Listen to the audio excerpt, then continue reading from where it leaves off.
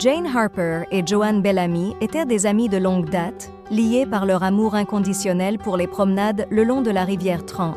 C'était lors d'une de ces promenades qu'elles firent une découverte qui bouleversa leur journée paisible.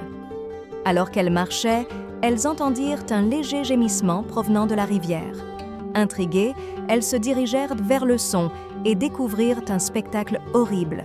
Un chien, un berger, se débattait dans l'eau glacée, accablé par le poids d'un gros rocher attaché autour de son cou.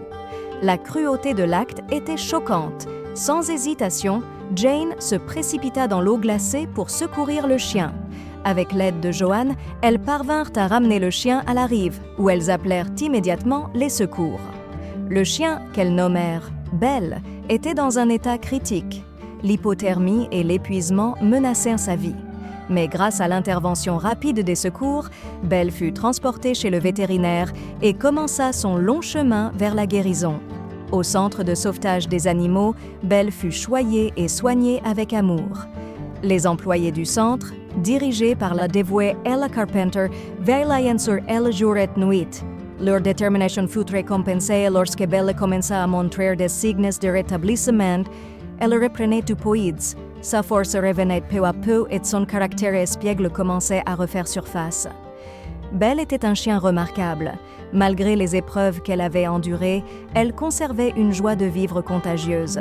Chaque promenade avec les bénévoles du centre était un moment de bonheur pur pour elle, et elle savait toujours comment mettre un sourire sur leur visage. Pendant ce temps, les bénévoles du centre menèrent leur propre enquête pour retrouver l'ancienne propriétaire de Belle. Ils découvrirent que son nom était Charlene Latham, une femme qui avait délibérément abandonné Belle dans la rivière. Lorsque Charlene fut confrontée à ses actes, elle tenta d'abord de nier sa culpabilité. Mais face aux preuves accablantes, elle fut forcée de reconnaître sa cruauté. Malgré cela, la justice ne lui infligea qu'une maigre amende, une punition qui semblait dérisoire par rapport à la souffrance qu'elle avait infligée à Belle. Cependant, la véritable justice pour Belle vint sous la forme d'une nouvelle famille aimante.